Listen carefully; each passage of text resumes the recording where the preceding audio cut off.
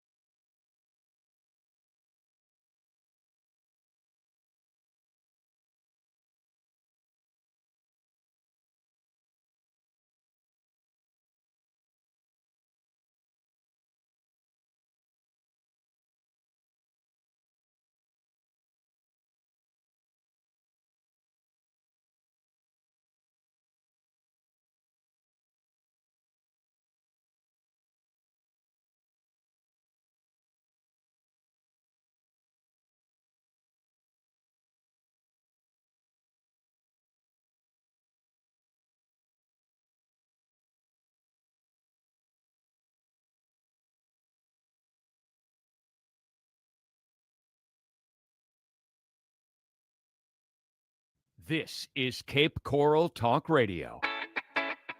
And now, broadcasting live from Hooked Island Grill in the heart of downtown Cape Coral, here are the hosts of Cape Coral Talk Radio, Kim and Ed Ryan. Yeah, that's more like it. Thank you all for applauding like that. Last week I had to remind everybody they're supposed to applaud so the people that are watching online know that we have a massive audience. Thank you all for coming to Hooked Island Grill for, I think this is episode number 8. We're here every Friday at 5 o'clock. And we do want to say tonight our show is, make sure I get this right, is sponsored every Friday by Sean Carter with Movement Mortgage. And we'll talk more about Sean later on in the program. After we get through our mayoral debate, a conservative Ant will be here, so stay tuned for that. He'll be on at around 5:45 after we get through this. And I did want to give everyone an update that the baby is now 2 weeks and 3 days old, right? Is that? Yes. 2 weeks and 3 days old. And I got to see the baby today, again, sleeping. Every time I see the baby's sleeping. I went to Jillian's house last week, and I just stood there and stared at the baby because, every time Jillian our daughter walks away from the baby, I go, boo, boo, try and get the baby to wake up to see. She doesn't really like that. So she doesn't? Unless you want to be voted off the island of ever seeing that child, I would not do that. I would like to see the baby once awake. So, and you don't even live at our house anymore. You go down there all the time and stay with the baby. And so when the baby is awake, what does the baby do when the baby's awake? Looks around. Yeah. He eats. At what age? He goes to the bathroom. At what age do they start crawling? That's like 8 months. 8 months. Wow. Look at these kids over here. They were crawling when they were 8 weeks old. Look at them. Hey, do they have their football playoffs? The football playoffs coming up? Tomorrow at Riverdale, right? Football playoffs. Very nice. Cape Coral's got a gigantic football league here. Is it Pee-wee? Pop Warner football. And by the way, tonight is Trunk or Treat. If you have kids or grandkids, a big Trunk or Treat event going on at City Hall tonight. I think it started at 5 o'clock, and I believe it goes to 11. That is one massive Trunk or Treat that you guys do down here. I saw some of the pictures from last year. From a drone or something, and it's really a big event. They have a big inflatable screen set up so the kids, 5 to 9 o'clock. Thanks, Joe. By the way, can we get a big hand for 2 city council members? Joe Kilrain is here. Joe, and over sitting at the bar is council member Bill Stanky. Bill, big hand for Bill. Bill's coming on the show in a couple of weeks, so thank you guys for coming out. And let's get right to it now. The way the rich... No more talking about trick-or-treating? No. I really, if you want to know the truth about Halloween, I think Halloween should be banned. I don't think it's a day that should exist because, the kids, all they do is they collect candy and then they eat candy and then they throw out candy. So it's just one of those holidays. So what? You're saying you don't like candy? No, I'm just saying I don't think kids should eat candy. That I just think that it sets a bad. So let me just say, I bought candy for trick or treat, and I put it in a special place to save it. And I went into the food cabinet, and yes, I looked in there. I'm like, who's getting into the Snickers? Well, there's only 2 of us in the house. There's a difference. So there he is with chocolate all over his face going, nope, wasn't me. There's a difference between candy and Snickers bars. There's a huge difference between candy and Snickers because there's bars. a lot of nutritional value in a Snickers bar. All right, let's get to our 2 mayoral candidates, Kara Rogers and Rich Leon. Come on down. Big hand for our guests today. And the way this, we flipped a coin like we did last week, and the way it works is Rich won the coin toss, and he elected to defer to the second half. So Kara's going to go first with her intro, and then we'll flip it. We'll ask questions back and forth. Each answer will be up to 1 minute, and then we'll go. There'll be a chance for the other candidate to answer, and at some point we'll see if any of the audience wants to ask questions too. So stay tuned for that. So are you going to run the timer? Yeah, you run the timer to start, and then we'll go from there. So Kara, introduce yourself to this fine, large audience here. Is it 1 minute even for the introduction? Up to 90 seconds to intro. All right, so you can go a little longer. Go ahead, Kara. And go. I'll give you 20 more seconds. Hello, my name is Kara Rogers. I am a candidate for mayor of Cape Coral. I live here in Cape, just off of Pine Island in Andalusia. Moved here right before Hurricane Ian, so I got to experience that fun event, just like many of the citizens here. And I like to say that I am not a politician looking for a job. I am an advocate fighting for a cause. I am an attorney. I own a law firm here in Cape, right off of actually Cape Coral Parkway. And I have a long history of advocacy and fighting for causes. And the cause today is Cape Coral in making this city better, because this is where I live, this is where I work, and this is where I hope to raise my children. So I want it to be a better place for me, for us, and for our children. Very nice.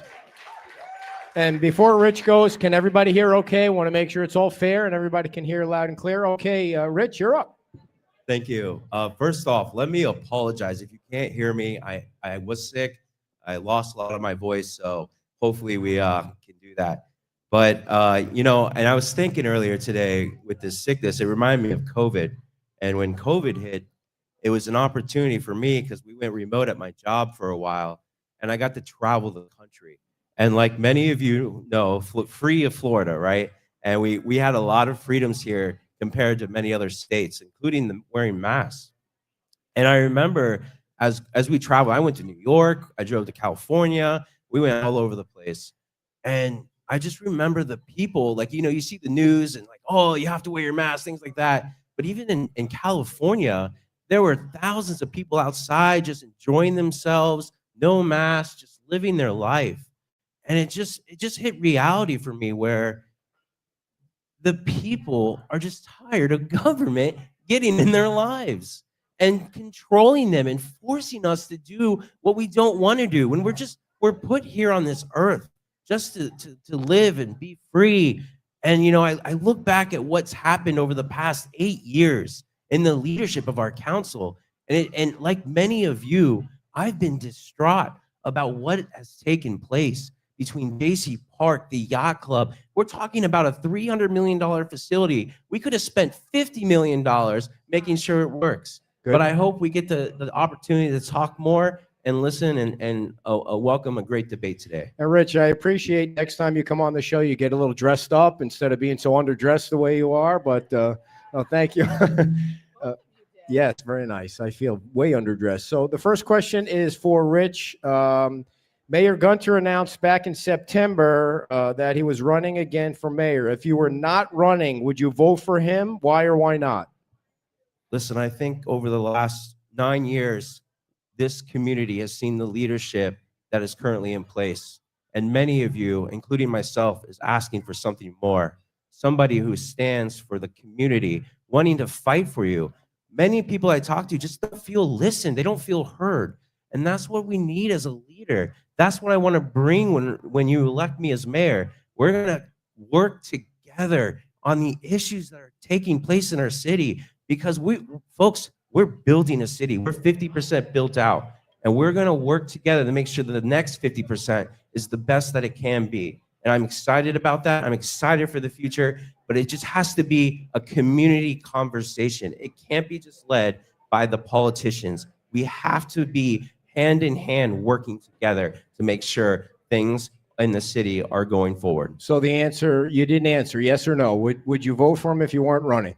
Quickly, no. Yes or no? The answer is no. All right, Kara, you're up for 1 minute.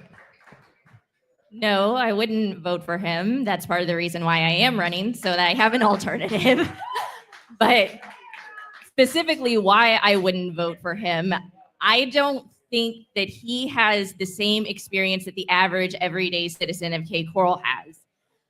He is infamously a wealthy contractor. He has made his money off of the expansion in this city. And I think that lends itself to a skewed viewpoint, because he has a vested interest in continuing to develop the city. And he doesn't have the same experience of struggling to put food on the table, of struggling and worrying about whether you're going to be able to pay the UEP assessment and whether you're going to be able to pay the $6,000 to $8,000 to hook up to utilities. So no, he would not have my vote. All right. Yeah. You got a whole thing going on there. I think Who's up first? Kara's up first Okay. So what are your top 3 priorities? in 1 minute. In 1 minute. In 1 minute. So my top 3 priorities in 1 minute are the utilities extension plan. That is actually what got me into this race in the first place, was my experience when the utilities extension plan was coming to my area and feeling unheard on that. So I want to make sure that our citizens feel heard, that we're providing clean water to our citizens, but we're also doing it at an affordable price. My second priority is preserving our green space. I know we've all been up in arms about JC Park. We can disagree about the plan for JC Park and whether it was a good plan, but I know nobody is happy with it right now. And then there's environmental issues that are associated with that as well. And lastly, I want to focus on bringing in higher paying jobs to the area, because we are entirely too dependent on a service economy here. We need to bring in some more high paying jobs to this area. Okay, All right. before we, I just quick follow up, and then Rich, I'll let you answer both of it too. How do you plan on bringing higher payer jobs to Cape Coral? So I think that our Chamber of Commerce does a great job in working with small businesses. I think we need to develop on that and capitalize on our local talent and work on improving our education system here as well, so that we can retain our current citizens here and bring our teenagers and our college students back to this area so that they can make the area better. Gotcha. All right. Rich? Top 3 priorities. You have 1.5 minutes if you want to add to the end of it about. Yeah, because I'd like to comment more on that too. You got it. Thank Start. you. All right. So first of all, the people need to have their voice back, and it's that simple. All right. We need to bring back the boards and committees. We need to be able to have people to engage with their mayor, being able to work together on a monthly basis, on a weekly basis, on a daily basis, being able to sit down, be able to work on these projects like JC Park, be able to work on these projects like the yacht club, the golf course, all the other projects up north, Burnt Store Marina, Seven Islands, all these other things. We need to be able to have that voice and bring it back. And that's my first and most important priority. Yes, of course, infrastructure. Guys, our infrastructure is looming, and we need to be able to bring it back and get it going, make sure that we have the utilities in place, make sure the water, the UEP is moving forward, and of course, our streets and our roadways. When you look at businesses, and that's my third priority, it isn't about bringing high dollar, which people, we hear from candidates all the time. We're going to bring high dollar jobs. We're going to do that. I've heard that for 20 years. When has it happened? It hasn't, because the biggest problem is the city government gets in the way. It took, I work for Kiwanis. It took us 60 days to get a demolition permit. That is the biggest issue. We need to work at the development code. We need to figure out what's going on. We need to have a plan to make sure it goes well. You got to go ahead. You talked about having people have more of a voice. How are you going to encourage that? Like, what specifically would you do to implement to bring more voice? What are you doing? Go ahead, Rich. Thank you for the question. The first thing I'm going to do as mayor, we are going in the first 4 weeks, we are going to have 7 town hall meetings, myself and the council member of each district. We are going to ask residents to come forward with their ideas, their discussion about city government, as well as their strategic plan and what they want to see. What we're going to do from there is work together after the 7 meetings, sit down as a council and develop the strategic plan using the people's voice. And then we're going to ask the city government come department by department, and we're going to determine whether or not it's a strategic plan or it's not a strategic plan. And whatever's not a strategic plan, we are going to let the city manager know that's going out of the budget. No more waste for us because we're dealing with the services of the people need and want. Kara, you went a little long on that. If you wanted to respond, it's up to you. So I think the main thing is bringing back the voice, right? So I think citizens advisory councils are a great way to do that, but I don't think we even need to wait until we're in office to be listening to people. We should be listening to people now while we're on the campaign trail. I've already been to 5 different listening tours at this point, listening to what the concerns are of the citizens. So I think that promise starts today. And if people have suggestions for me, I am happy to come talk to people. I am happy to come to local meetings. I am happy to hear what your input is, because this isn't about me. Being a politician, being a mayor, being a leader isn't about you. It's about advocating for the people that you represent. Perfect. All right. You do that. I'll do the timer. Very nice. I like the applause, the audience participation like that. I love it. I love it. So I think they're listening to you. Yeah, just like you want to listen to them. I appreciate that. I think it's Rich's turn because you started with Kara on that question. Am I right? Yeah, I think. See, it only took us 2 questions to get off track here. Yeah. We're new at this game. So, Rich, it doesn't really matter. We'll start with you. You can both respond. Do you know how much the city incentivized the Marriott Town Place? Do you know what the number is? That is 2.75 million, right around there. Okay, what is your opinion? Would you have voted yes for that? I would have voted no, and it's simple. Listen, to be clear, I like the idea. I like the idea of the incentive, but just 2.75 million, that was just too much. When you look at what we could do, if you would cut that in half, understanding, here's the problem. When Hurricane Ian hit us, we were having first responders sleep in Sarasota. We need to bring them closer, okay? So incentivizing, and remember, this isn't, when you incentivize this business like this, it isn't coming out of the general fund. It isn't coming from the taxpayers. It's reimbursed through their taxes that they're bringing in every year. And I believe the number was 6 million every year. So you just said that the employees were going to Sarasota. That was part of the deal, that they would be able to go to that hotel. Yes, and that's the important part. So what would you have incentivized them with? How much? You could throw out, you throw out your number. You throw out your number. I mean, $1 million is a good number. What? And how do you come to $1 million? Why 1 million? Well, you asked me for a number. It's a hypothetical. So when you, I just think it's important to have incentives because it's, again, we want to attract and bring businesses, especially when they're benefiting the city of Cape Coral and the people of the city of Cape Coral. But there is a certain point where you have to be like, is it too much? Right. All right. Thank you. Kara?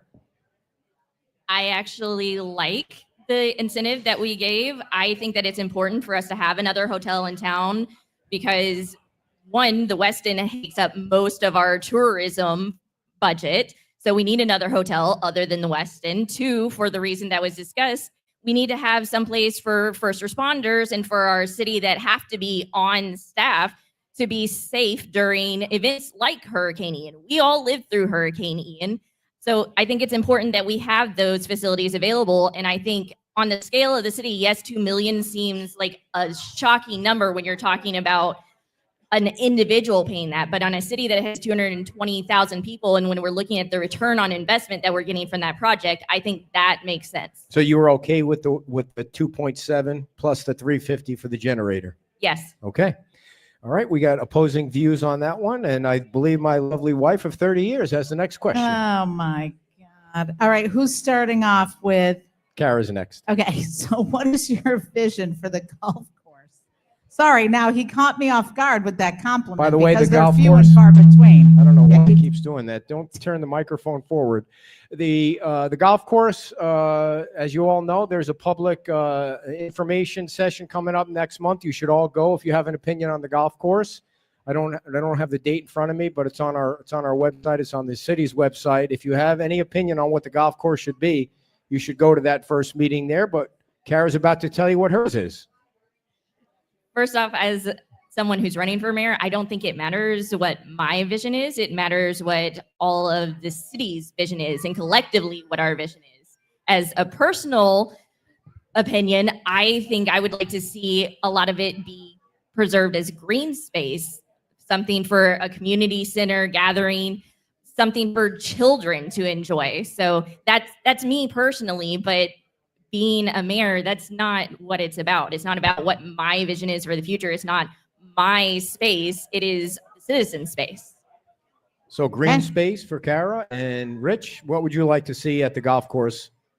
Yeah, I mean, I agree. First of all, the green space is important. I think at least the majority of that land needs to stay green space. It helps with the area and make sure in the Southeast Cape where we don't have that much green space left. What you're looking at going forward is we have that meeting coming up next month, which is a great start. But we also need to have committees. We need to have citizen-led committees to be able to work in that area, discuss the ideas, really bring forward what needs to take place in our city. And that's what has been missing in the last 5-6 projects that this council's done, or the previous council's done. So just being able to have that citizen board, being able to work with the council, and really as a community deciding what we do with the rest of that property. All right. Thank you. Was that for me? Thank you very much. I appreciate that.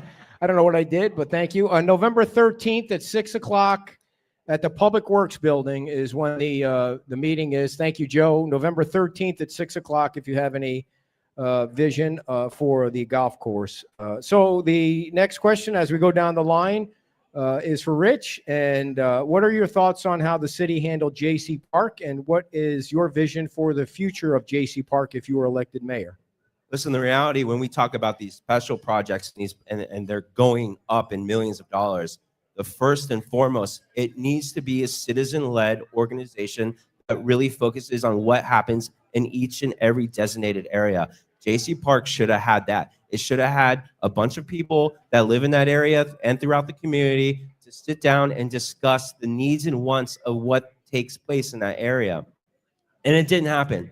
But going forward, especially when I'm mayor, the focus will be making sure that we have that voice to be able to sit down, listen to the community, and work out on the projects that need to take place. We started when I was on council. We had that the Parks and Rec master plan bring up to you, and we talked about this J.C. Park and part of that plan, making sure that a lot of it's green space, a lot of it's saying, I miss those trees, guys. I like many of you, and I understand that it had to go and things whatever it needed to do, but the reality is we need to work together. They were invasive trees, though, right? They had to come out. They were invasive. They were invasive. They had to come out if we did construction on the property. I see. So, Rich, you mentioned, I didn't know that you were on the council before. Yeah. So I served 2013, 2017. And did you run again in 2017? I did, and Jennifer Nelson took over my seat, and she did a beautiful job over that 4 years. Yeah. So you must be in a different. Are you in a different district? I'm running for mayor now. What am I saying? Yeah, you're running. Are you in the same? You live in the same? Actually, no. I live out in the Northwest now. Okay, gotcha. That was like 10 years ago. I'm an old man all right, now. I got you. So it's your turn, I think. Yes. Oh, Kara's got to answer that. Sorry, we were having a one-on-one conversation there. Sorry, Kara. That's all right. That's all right. I know. He's just so handsome. Thank you. Only because I'm sitting next to you. You're welcome. You're handsome too. Oh, sorry. Go ahead, Kara.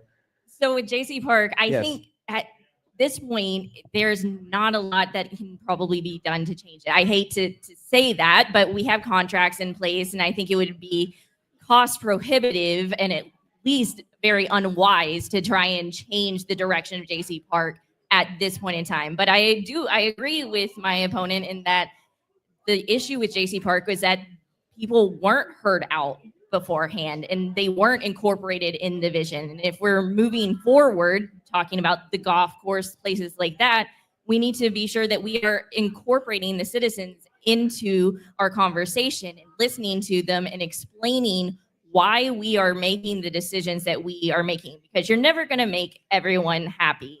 People are always going to be upset about one thing or another, and you're going to make one person happy and another person unhappy. But if you can explain your reasoning, if you listen to people and what their concerns are and address them, then I think we're going to have a much better relationship as a council. Thank you. Good. Thank you very much. Thank you. All right, so Kara, you're going to start first. You brought up the UEP. You know, the cost of that plan going forward is a lot. What are your ideas to bring that cost down? What should happen? Because didn't you say $5,000 you paid to get hookup? So the estimates, I haven't paid yet. I just got my notice actually for hookup, but the estimates that I heard were anywhere between $6,000 and $8,000. And they say that you have assistance, which you can seek for the hookup, but it's income controlled assistance, income-based assistance. So it's really people who are under the federal poverty line who are eligible for that assistance. So it is prohibitively expensive and it is a burden on taxpayer. As far as how to address that, I think that we need to be more aggressive in our lobbying efforts to get grants, to get assistance at the state and the federal level to help pay for it. And I think we need to also look at our bidding process and if that is efficient and when are we soliciting bids? Because I know one of the things that I brought up during my phase of the UEP was that we were doing bidding right after Hurricane Ian. Everything had skyrocketed in price. Everything was in shambles and there was no one competing for those bids. So that raised the price. Rich? I tell you what, I was actually against moving forward UEP. I emailed council and I said, hey guys, we should probably hold off. Many for the reasons the prices were high and everything. Thank God this council moved forward with that, because the water situation that we had this past year would be even worse. And the people that live up in the North Cape having their wells dry out. I had a friend myself had to spend $15,000 on their well. This is a problem. We need to make sure that again the utilities is going forward. We need to do the best price possible, looking at every type of contract, every bid that comes forward. Also asking for the state, asking for the federal assistance, trying to get money in those. There are opportunities there. We just need to have leadership to be able to stand up and say, Tallahassee, DC, we need help. Can you assist us? We have to move forward with the utilities. We are a city that's building, but we just need to try to find and fight for the best price we can. All righty. All right, no applause. I just wanted to do a little pregnated pause there in case there was applause for that answer. So you guys, all right, there you go. You guys have both brought up this seems to be like this love affair with citizen committees in Cape Coral, which is something I've never ever in all the time I've covered local politics, I've never seen such a love affair with citizen committees. And my question always is, why do you need to have citizen? You have committees like audit committee and the LPA and things like that, but you guys seem to want committees for every little thing, and I don't understand it. Why do you have elected officials if you want to have citizen committees? You should run for election if you want to be on a citizen committee. Why do you need all these committees, Rich? Why do you guys keep bringing up all these citizen committees? You get elected from the people that give you the majority of the votes because they think your ideas are good. And how can you put these like 9 members on like a budget citizen committee, and then you have a $300,000 town manager, you have a finance director, you have all these paid employees, and you got all these different agendas going on with 9 unelected people that have different ideas. Why do you need citizen committees? We're elected to make the final decision on what happens in our community. And we need, before we make that decision, the process and listening to those citizens. I'm not a professional engineer. I'm not a professional Parks and Rec person.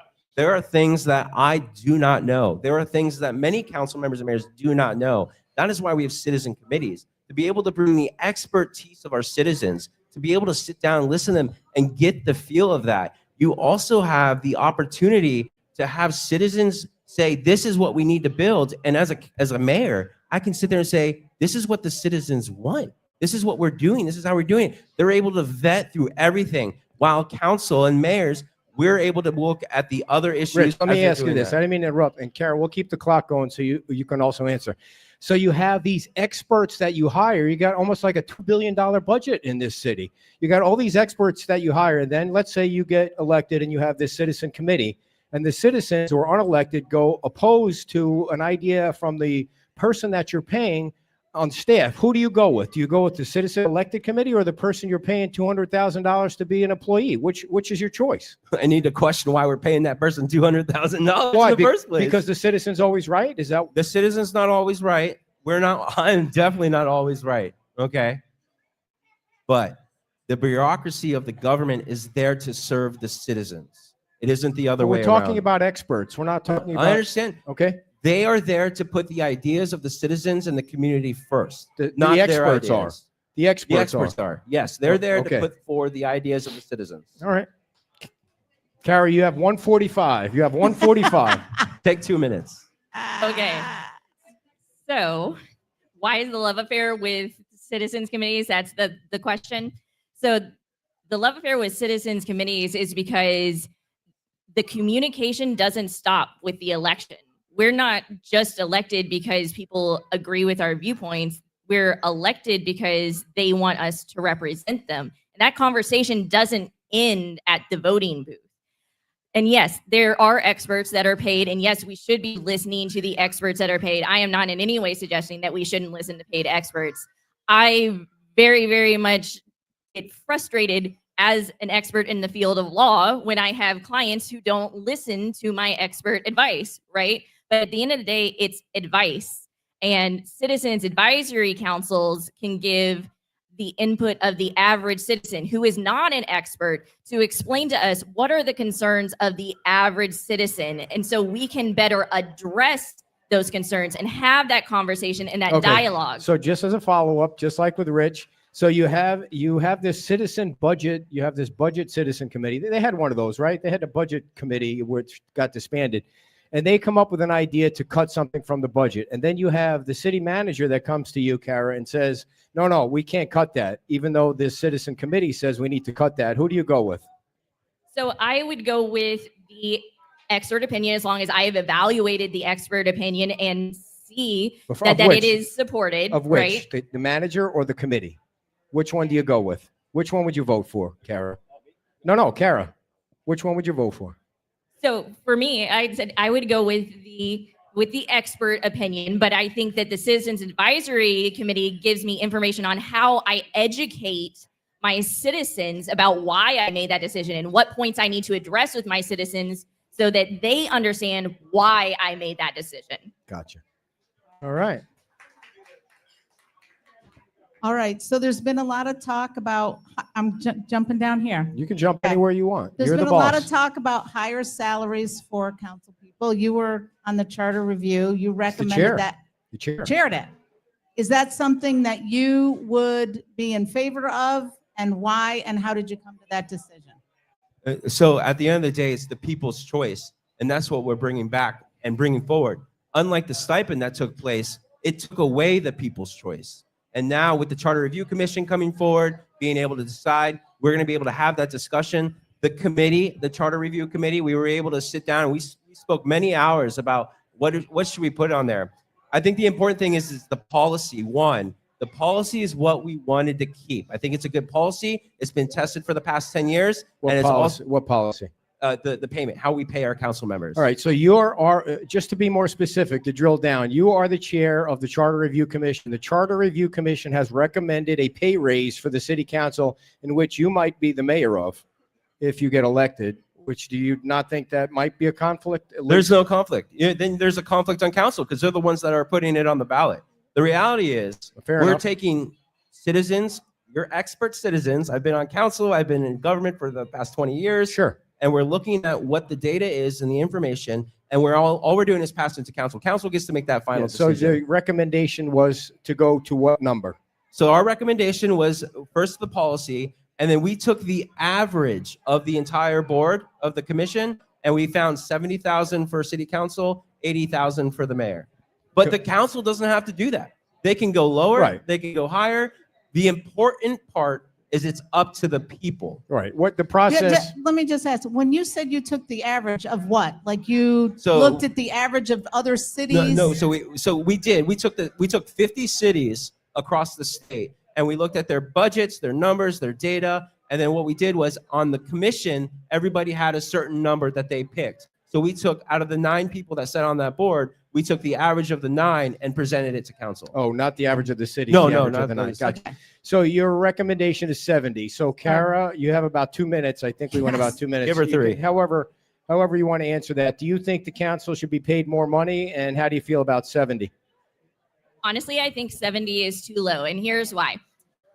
This is a boot problem. So in socioeconomics, there's a theory that talks about boots and how it perpetuates this cycle of poverty. So if you have $100 to buy a pair of boots that last for 5 years, and you only have $25 to buy a pair of boots that last 1 year, over the 5 years, you have spent more buying the $25 pair of boots than you did buying the pair of $100 boots, which is why people who live in poverty tend to stay in poverty, and people who are wealthy tend to get wealthier.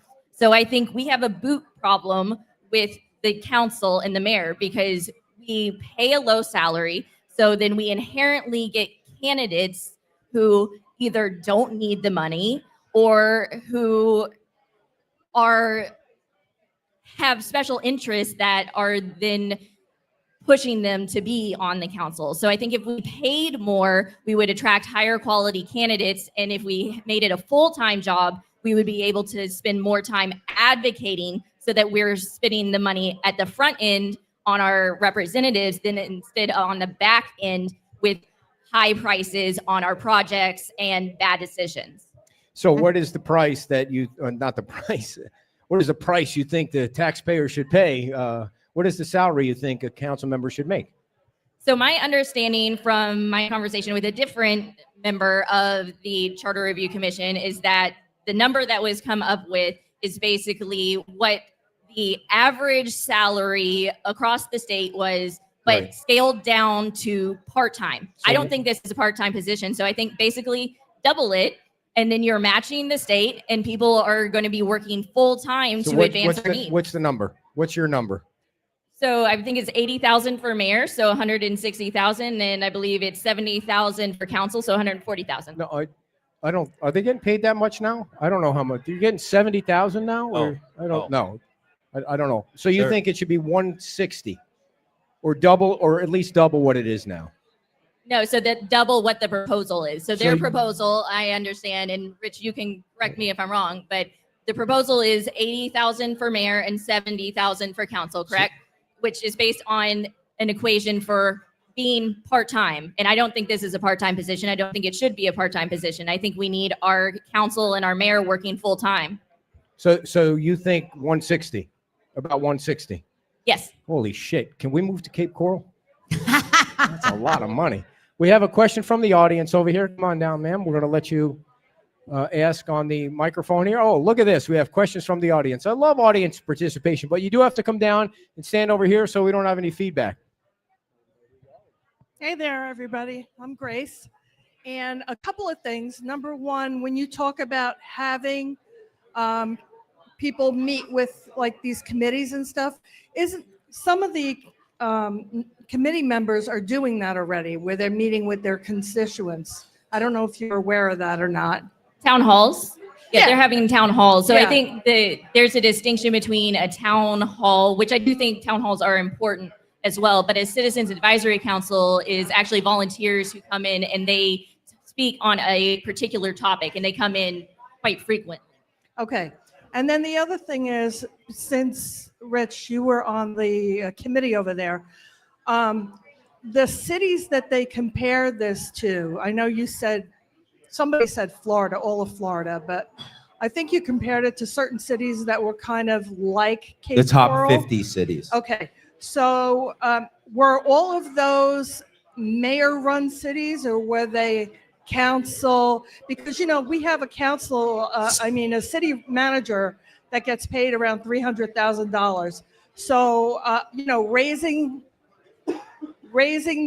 the salary of the council I members, know. well, maybe we don't need a city manager then. I don't know. I think that the Thank you. idea that it's a strong city manager, weak mayor. Now, I don't mean he's weak or anybody's weak, but that's how it works. I think that's It's the what name of she's the talking system. about. We know. Go ahead, Rich. It was And we're mixed. gonna- There was a few that were in there that were strong mayors and everything. But again, it wasn't taking the average of what those pays were. It was taking the average of what our committee thought was the best price for our council and mayor. All right. Yeah. And to be clear, it was never based off of part-time. I hear that word all the time. There is no single thing in the charter that says it's a part-time job. It's not, having served 50+ hour weeks. The only thing that says it's part-time is the actual pay. That's it. There's nothing in there that says it's part-time. Kara, and it's any not. final thought on that? We want to try and cycle through as many questions as we can. Thank you. Listen, when you ask a question, just get right to the question, and this way we can get as many in as possible. Now, that's funny. Thank Watch you. out for this I'm next sorry. one. I know my questions are like 30 minutes long. Hi, are you registered to vote and affiliated with any political party? That would be Rich. You go first. Kara, you go second. Thank you, ma'am. I am registered to vote, and I'm a Republican. Kara. I'm registered to vote. I am a Democrat, but we are both running as this Yes. is a nonpartisan race, just to be clear. Yeah, I think this whole city is like nonpartisan in the election. So I don't know what that means or not means, but yes, ma'am. Next question. And Kara's first. Hi, I don't know if this is the right form for this, okay? But I'd like to know what you would do in reference to getting permits for docks. We've been waiting since Cape Coral, since Ian, excuse me, for 3 years. And we've been told we have to wait on the city of Cape Coral to get us. Her question was, can you do anything to speed up permits? She said she hasn't gotten a permit since Hurricane Ian. So, Kara, I think Kara's first. Whoever. Thank you, ma'am. It's not like we're not going to let anyone go. Yes. So Right.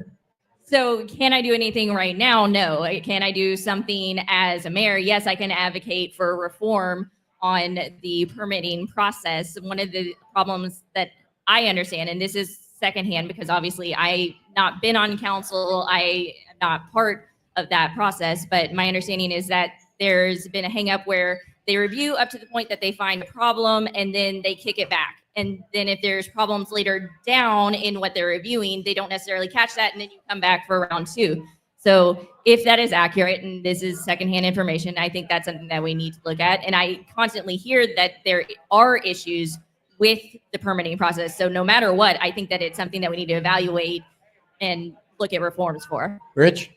First and foremost, turn around. Bill Steinke, Councilmember Bill Steinke's right over there. I'm calling you out. Go talk to him after, okay? Because he'll. Oh, okay, perfect. Oh, Yeah. good. So here's the issue. There's too many variables. Freshwater, saltwater. Some of it's federal permitted. Sometimes you have to deal with the salty fish. So we have to get the federal government shut down. Permits aren't going down. The last time the federal government shut down, 2016, actually, the permits had to stop, and I think they were at the time. Permits were about 6 months before they were able to get issued by the federal government. The state, when the government shut down, they took off. They said, "Forget about it. We're going to do it." It took them through 2 to 3 days to get permits, where the federal government was taking 6 months. And that, again, federal overreach. But there's just too many variables to know exactly what you're doing. But there is a permitting problem, absolutely, All and right. it needs to be addressed. Yes. All right. Thank you. You can chat with them. I don't mean to rush, but we're short on time, and I don't mean to be rude to anybody. Before we get to the next question, do either one of you own property and get trim notices? Do you have a long line of taxes you need to pay? Kara, you're first. Sorry, I didn't. Do you own property in Cape Coral? Do you get trim notices? You pay taxes? You all that? Yes. I own property in Cape Coral. I get trim notices. I got the lovely notice to hook up to the UEP. Yes. Rich? Yeah, no, I'm a renter, but to be clear, renters pay just as much or more in taxes than people who own houses. What? Yeah. First of all, we pay electric bills, pay PST, and then we have to, as a renter, I have to pay my homeowner that money for them to be able to pay the I see. taxes. I see. So, All right. and I pay sales taxes and all the other stuff. Do you have a plan to increase the safety with traffic and stuff in Cape Coral, especially in regards to the accident that just occurred? Yeah. So I'm sorry. Yep, ahead. it's you. It's Yeah, you. you're talking about Burn Store, right? Yeah. In general, Yeah. all of them. Yeah. So Thank you. absolutely. I Thank think first and foremost, education is always the first thing we can do as a government to be able to ensure. There was a problem when I was on council on Country Club where the curves were. And I actually I fought with the city manager for a little bit because I wanted to put electronic signs up there that tell you your speed. We finally got it approved, got it up there, and the dramatically crashes and everything went down completely. So it's just make sure that we're working with the right technology, doing things like that.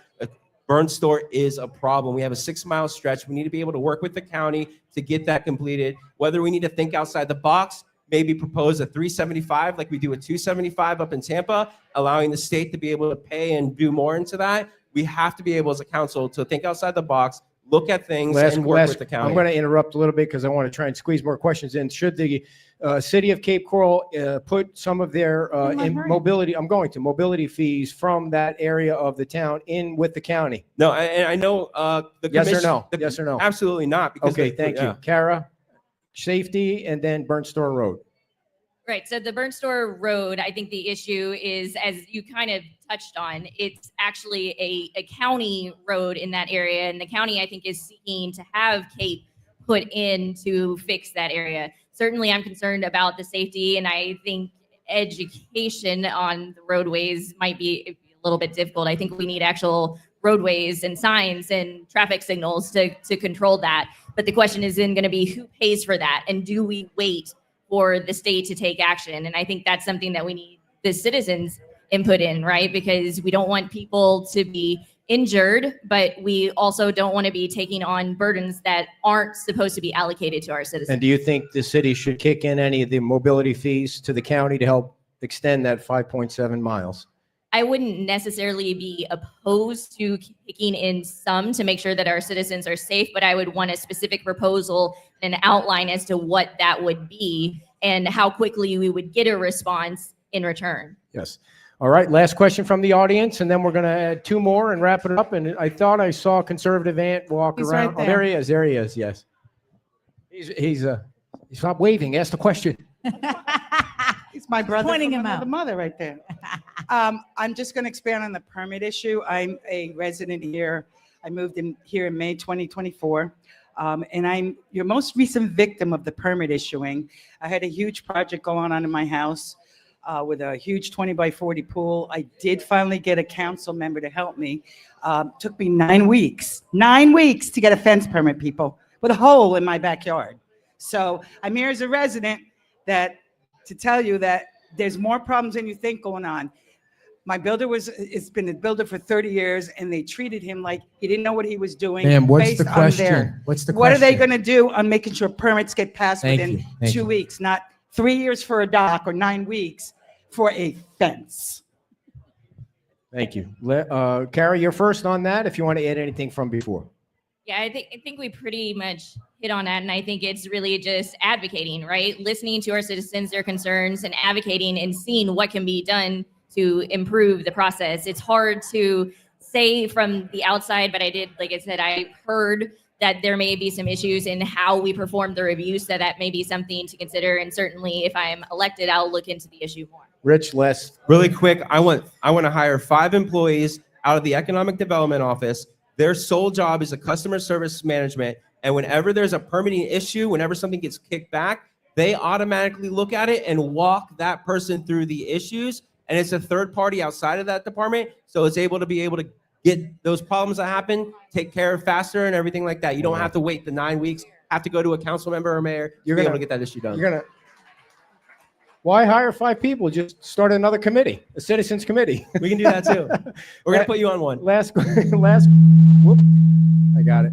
Last question. How would you grade, Rich, you're first, how would you grade the city manager? And is his salary okay with you?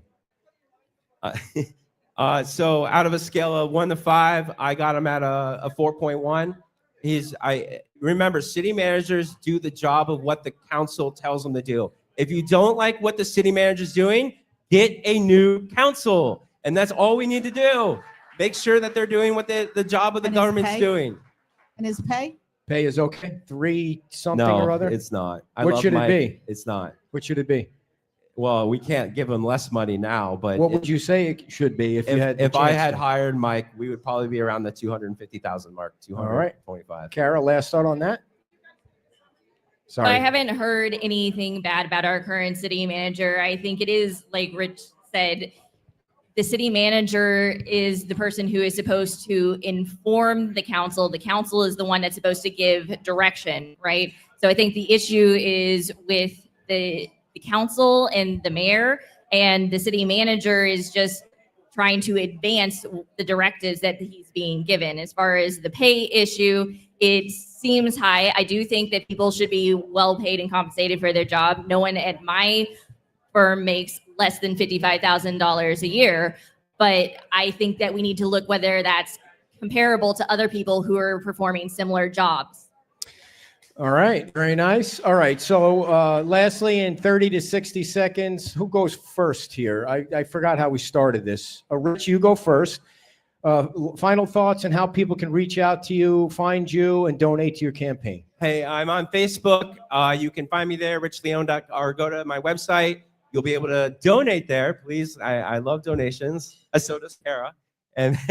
But I think at the end of the day, when you're looking at the races in the election, just pay attention. Make sure that it's not only you paying attention. Grab your neighbor, grab your friends. Tell them, hey, this is so important. For so long, I've seen people just abuse local government and not even pay attention to it. This is what matters most, local government. Make sure you're involved. Make sure you ask the questions. And please vote for me and donate to me. Thank you. Big hand for Rich, everybody. I'm sure he'll be around to answer your questions afterward. All right, Kara, you're up.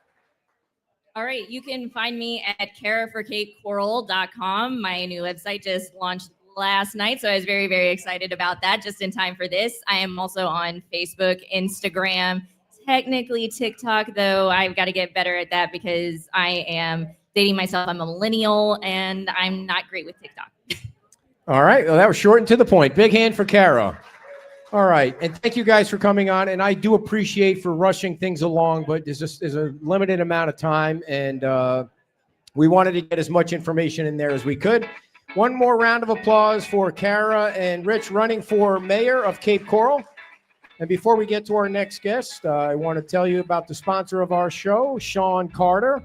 He's with Movement Mortgage, and they're going to help you find the right loan, make the process stress-free, and get you to the closing table with confidence.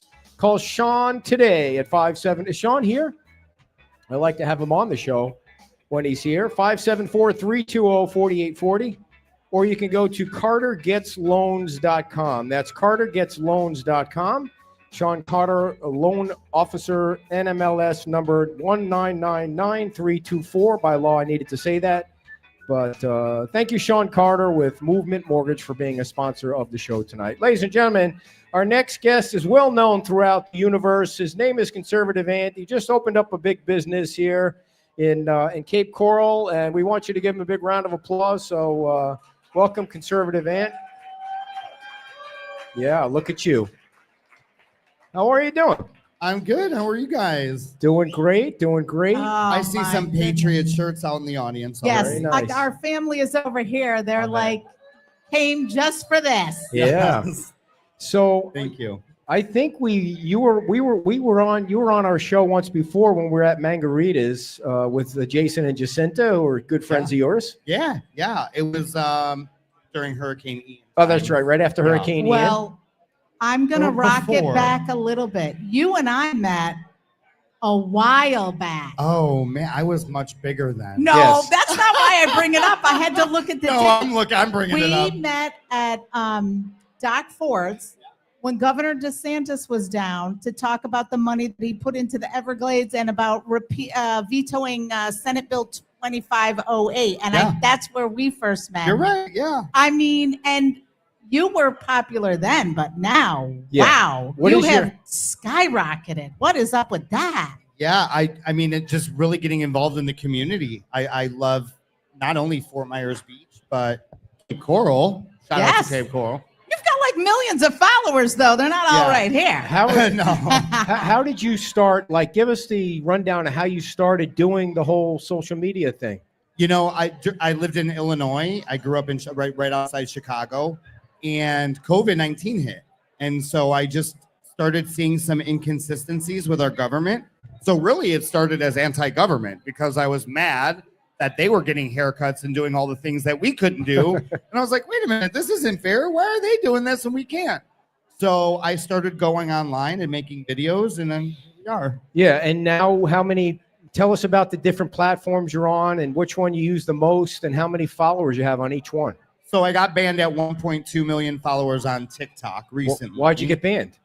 No reason, no rhyme. Yeah, or they reason. never tell you anything. Yeah, Wow, what did you do to get banned on? I just beat up my phone a lot and talk crap.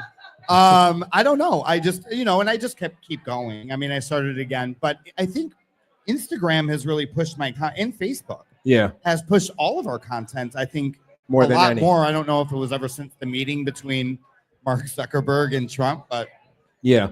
Do you How find? many, let me Go just ahead. ask, how many phones do you go through? Because you seem to be pretty abusive to phones and hats. I just got a new phone yesterday.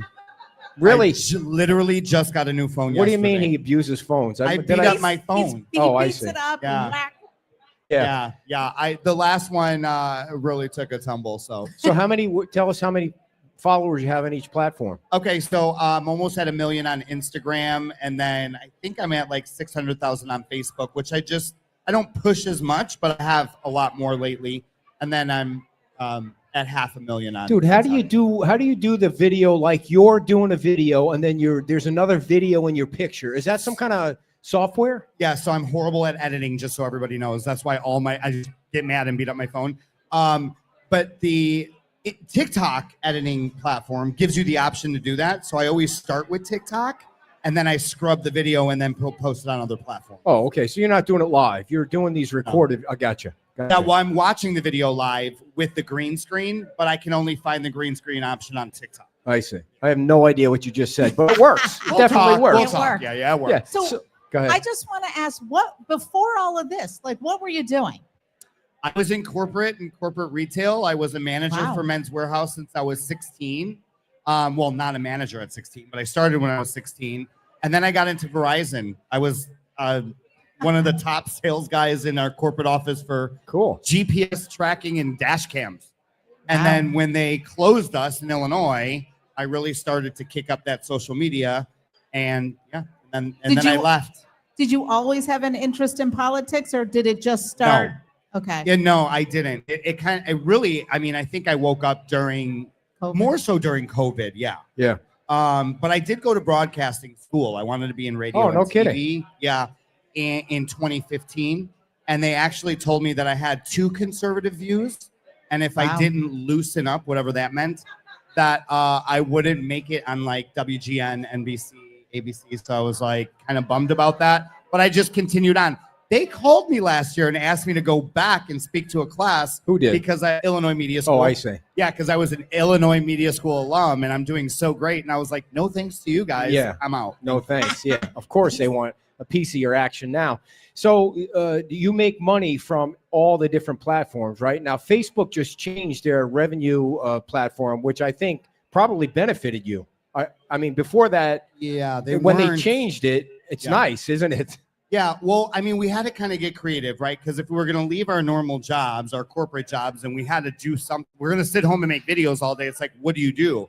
So we really came and like struggled because they weren't monetizing, Yes. especially conservative creators, but nobody really. And then they kind of bumped that up because people were actually making content, and it has to be quality content, sure. by the way. But yeah, so besides that, I do have a few companies that sponsor me as well. Right. And there's super pro America First companies. They're either Right. veteran owned or operated, or they work very closely with the community. So Would you say you're? Aren't you doing something with insurance? America First First, Healthcare, yeah. yeah. Would you say the majority of your revenue is from the platforms or from the sponsors? I would say probably the sponsor. Yeah. So, most times when you talk politics, you piss off half the audience. I mean, maybe not so much in Florida as other parts of the country, because Right. Florida's a lot of Republicans live in Florida. They like free. They like free in Florida. For some reason, people like free. So, but it's never been an issue for you. I mean, you're totally Trump. Yeah, you know what it is? I think it's because I kind of take it at like I soften the blow with comedy a little bit, Yes. and that's just my personality. Right. And listen, both sides are wrong on things. So I everybody's free game. I go after the right, I go after the left. The left does a little wild stuff more sometimes, but all the time. But yeah, so I think it's just because I've always made sure that I kept my genuine personality throughout the entire You're thing. funny. So You're funny. when people meet me in person, I'm the same guy that I. Yeah. Right. It's like Right, these. right. It's like, I don't mean to get political because it will piss off half of our audience, but it's like the whole ballroom thing. I can't believe how jacked up people are that he's building a ballroom. Like, I would like for the White House to have a nice ballroom Yeah. so they don't have to have parties in a tent. Well, the people who anymore. are mad are going to end up at that ballroom at some point. That's Yeah. what's so funny about it. And they're going to gladly eat a That's right. $150 steak Right. and not say a word. Right. Right. You're never getting invited, by the way. That's okay. I'll I'll be invite you. dead soon. So You take him as your date. so you started this company, this business here in Cape Coral. What you're doing so well? Why start a business? So I'll give you a little backstory on Official Patriot Gear. So actually, the founder of Official Patriot Gear is a very good friend of mine, and he is out of Rexburg, Idaho. He's all about family, protecting our Constitution, God, family, country. So I became a brand ambassador with them about 3 or 4 years ago. And I really just embodied the brand, and I was wearing the clothing a lot. I loved it. And then they started doing stuff with veterans, so I got behind that. And they opened their second store in right outside of Salt Lake City, Utah. And he said, people walk by the store every day and they're like, does conservative aunt ever come here? And he said it happens once a week. And I'm like, come on, really? And he's like, yeah. I'm like, in Sandy, Utah? Like, Right. it's a Hallmark town in the middle of the mountains. It's absolutely beautiful, but who would think, right? And it's all Mormons, and I'm gay. So I was like, how many people really will come out? Wait, what? What did you say? They're Sandy. Mormons. Oh, You know that. We have family in Utah. We're very But familiar they're with so that's nice. not what They're I'm- so nice. They're so nice. So anyway, so I did a meet and greet at the store, and it was absolutely amazing. I met the most amazing people in my life. Hundreds of people came out to the store and showed their support. There was even a Trump parade that emptied out into the mall parking lot and showed their support. So before I left, they said, we really would like you to kind of carry the torch. Like, Wow. we want Patriots we want to pass the torch. Before we were talking about that with Charlie and Erica with pass the torch, right? Carry the torch. Actually, one of our shirts. yes, Carry it the is. torch.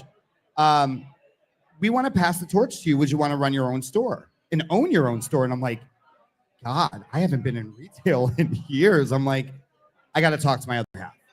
I didn't even finish my sentence. He's like, yep, let's do it. I'm like, Wow. all right. I mean, what better than not only Florida, but Cape Coral is such a tight-knit community. It really is. It really is. And it reminds me a lot of the town in Illinois that I grew up in. It was a very suburban town. We all knew each other. It was big but small. And so I was like, yes, I want to invest in this community, be part of this community.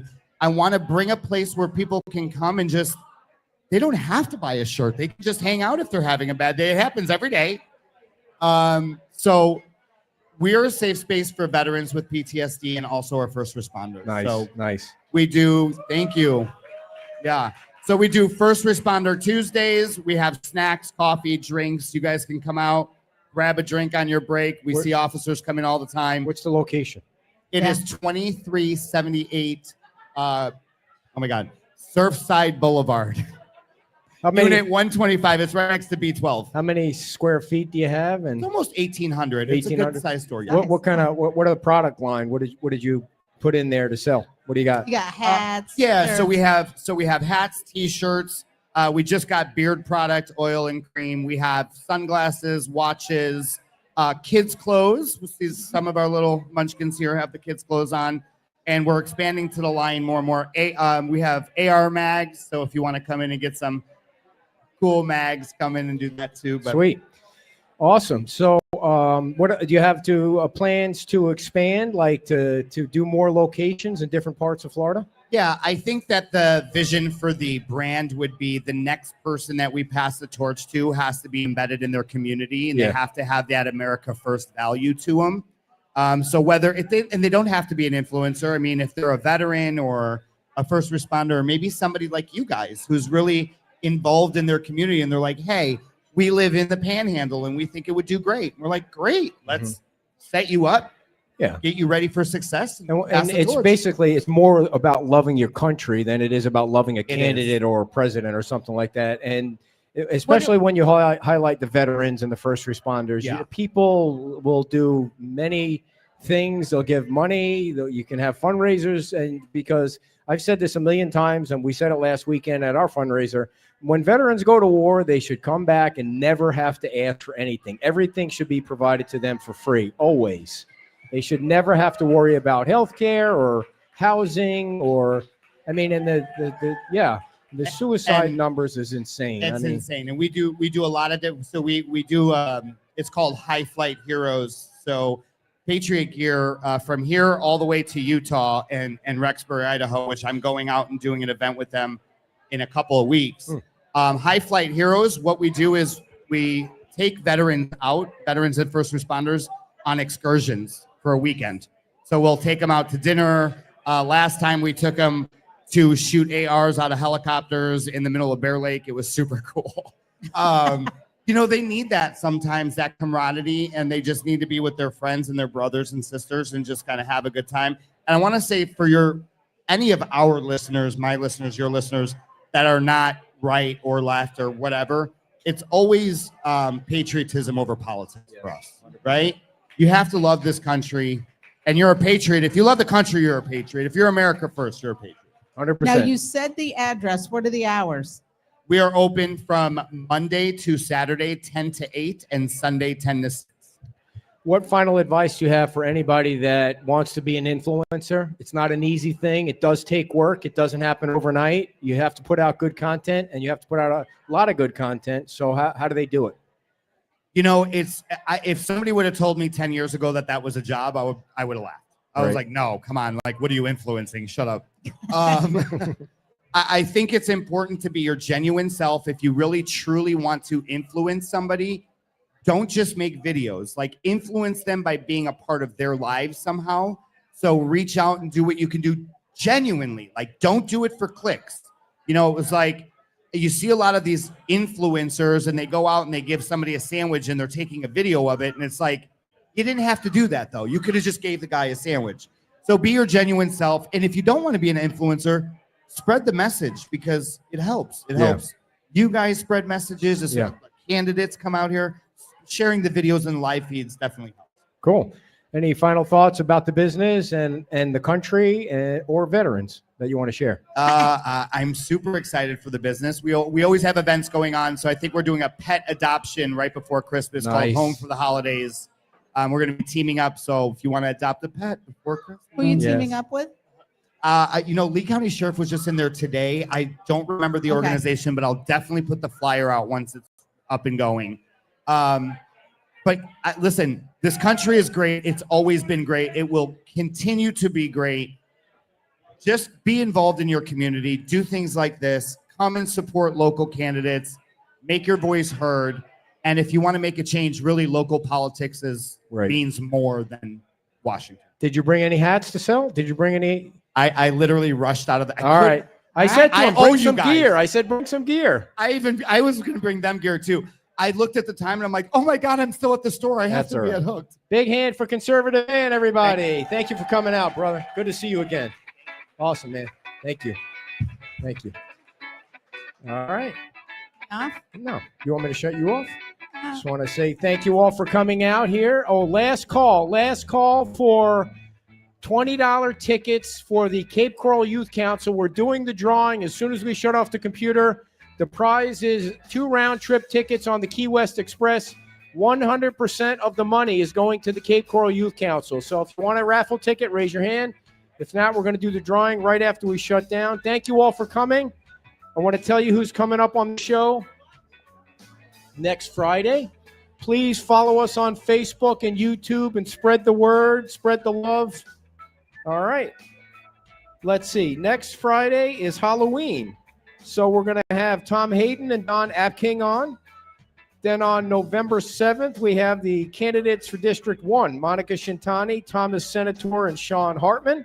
So we have 3 candidates. And then Councilman Bill Stanky is coming up after that, but Bill has left. And then Donna Germain, the president of the chamber, is coming on November 21st. And I think Tom Shadrack is also coming on that day. Thank you all for coming. Have a great weekend. Bye-bye.